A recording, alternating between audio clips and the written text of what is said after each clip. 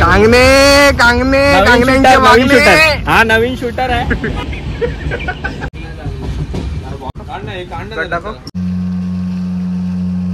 सुशांत बोलला आम्हाला की बोलला माझ्या सांभाळून घेऊन जा.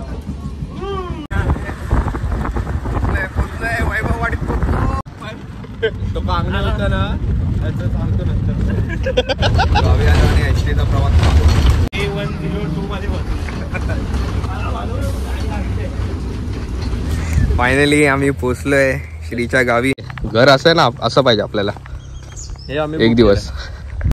हाय गाईस, मस्तपैकी आराम करून आता आम्ही निघालोय देवगडला. आणि हे आहे श्रीचं घर. आणि ह्याला इग्नोर करा. गजब बेइज्जती है. हे आहे श्रीचं घर. मस्त तुळस जी कोकणचं जे घर असतं ते तुम्हाला ठिकठिकाणी म्हणजे घरासमोर तुम्हाला तुळस दिसेलच. आणि हे जाऊ दे, हे इग्नोर करा, कपडे आहेत ते. आणि इग्नोर करू शकणार नाही तुम्ही. चला आता आम्ही निघालोय देवगडला. अरे जायचं कुठे? तिकडे कुठे गेला तो तिकडून राऊंड मारून येईल. आपल्याला काय बोलला? तिकडे राऊंड बॅग घे. तर आता देवगडला जीप लाईन करायची आहे. खूप सारे प्लेसेस आहेत ते एक्सप्लोअर करायचे आहेत. आणि आपला श्री आला आहे बाईक घेऊन. आणि चड्ड्या इग्नोर करा. हां ओके ओके. ह्याच गाडीवर आम्ही क्लासमध्ये असे स्वॅगने येत होतो. आणि ह्याच गाडीवर खूप धडपडलोय मी. खूप म्हणजे क्लासेसला आम्ही या बाईकने जायचो. चला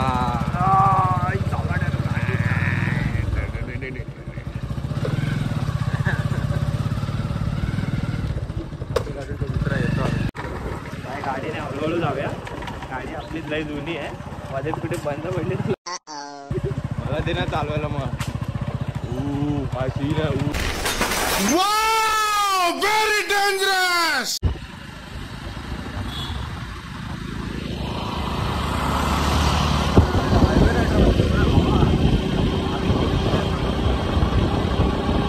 मला असे त्याला पेलला असतो.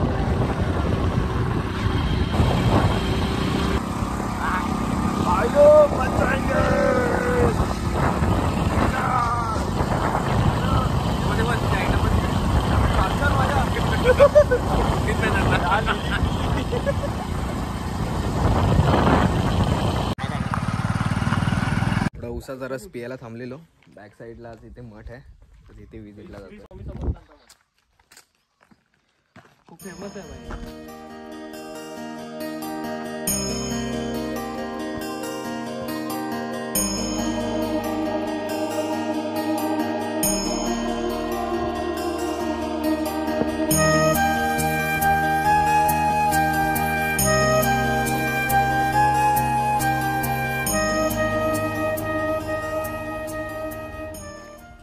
आता आम्ही पोहोचलोय पोकर बाव.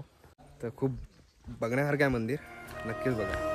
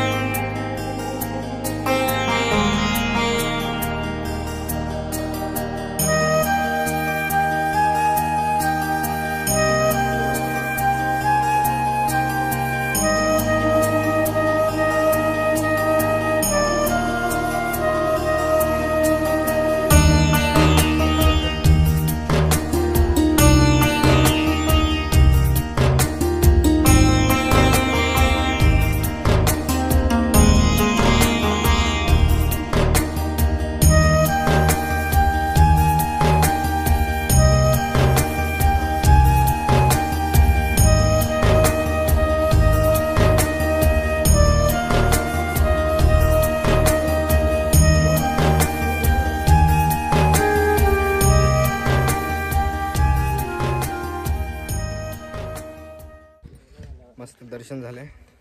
भारी होतं मंदिर, बघण्यासारखं होतं.